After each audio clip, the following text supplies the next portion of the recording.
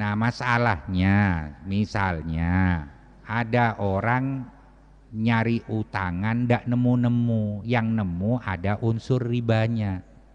Bagaimana? Di sisi lain kebutuhan dia mendesak. Misalnya dia ndak punya rumah, mau beli rumah kredit, nyicil. Kalau cuma nyicil ndak apa-apa, tapi ketika mengembalikan harus lebih dari pokoknya, itu persoalan kalau ndak tahu hukumnya. Kalau orang keras langsung riba, haram, kafir lu. Tunggu dulu, sabar. Nah, kalau urusan beli barang nyicil itu sangat dibolehkan. Misalnya nih, kalian yang kuliah di kampus-kampus, kalian butuh alat komunikasi nih, HP, dan mau bayar, mau nyari yang mau beli cash, tidak punya duit, orang tua tidak punya, maka harus nyicil. Bagaimana hukumnya beli dengan nyicil? Oh, tidak apa-apa, halalan thayyibat. Karena pernah riwayat Sayyidatina Aisyah, istri baginda Rasulullah SAW, punya teman membeli barang dengan nyicil, disampaikan ke Rasulullah. Rasulullah tidak melarang, Rasulullah diem, tidak. Oh ya, berarti tidak apa-apa ini, gitu. Jadi kalau beli barang nyicil itu halal sekali. Tapi kalau kembaliannya lebih bagaimana? Sedangkan ini kebutuhan mendesak, dia mau beli rumah harus nyicil, dan kalau dihitung maka cicilannya itu melebihi pokoknya daripada kalau dia bayar cash. Sangat berat sekali, karena memang seperti itu, sangat berat sekali. Bagaimana kalau tidak pakai itu, tidak punya rumah, terus anak istri saya gimana kalau hujan kehujanan, kalau panas kepanasan, gimana ini ngontrak kalau ada uang, kalau terus ini mumpung ada jadi DP nanti nyicil, gimana?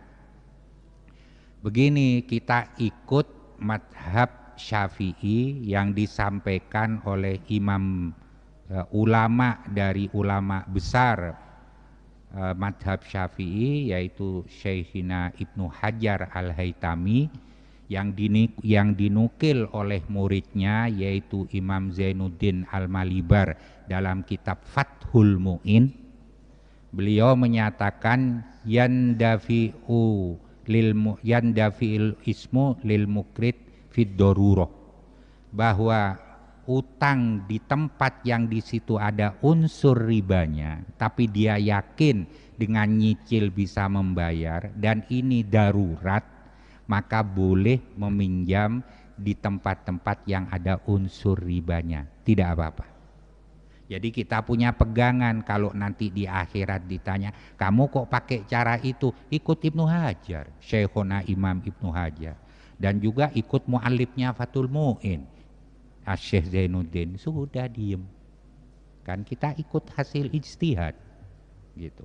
Jadi tidak apa-apa dalam keadaan darurat, tidak apa-apa. Kalau nyicil HP itu kan biasanya sekarang promo, kompetitor keras, merek ini jual sekian, merek ini penjualnya ya, agennya dengan kredit bisa 0 bunga. Itu banyak sekarang, itu tidak apa-apa, itu jelas riwayat Siti Aisyah. Tapi yang seperti ini bagaimana?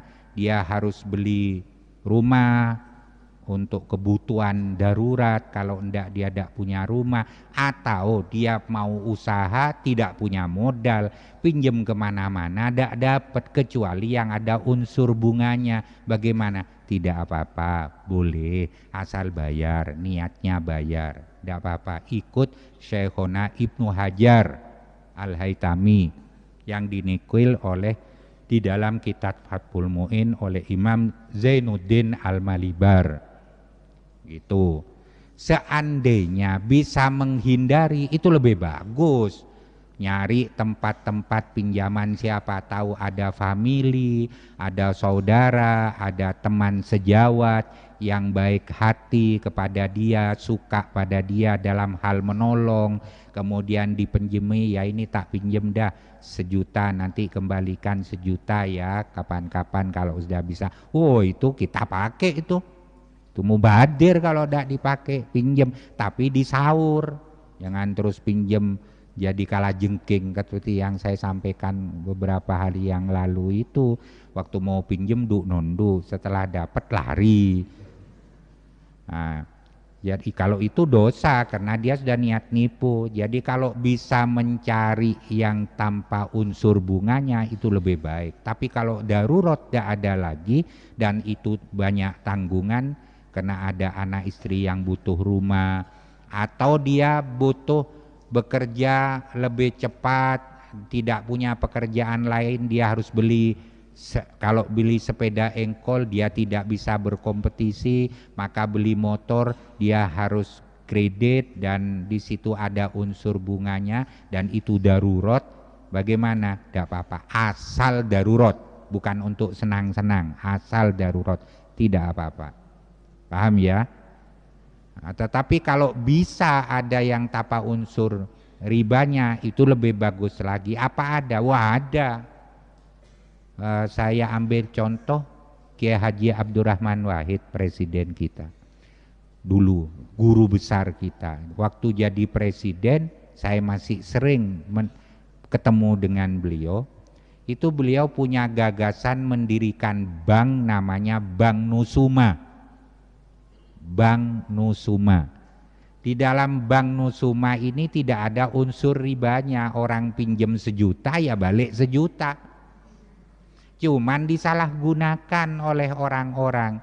Waktu pinjam bank ke banknya Gus Dur ini bukan dibuat untuk usaha, beli TV, beli radio zaman itu. Terus beli pakaian yang bagus-bagus. Pas waktunya bayar utang tidak bisa bayar, wong bukan untuk usaha. Akhirnya tutuplah Bank Nusuma.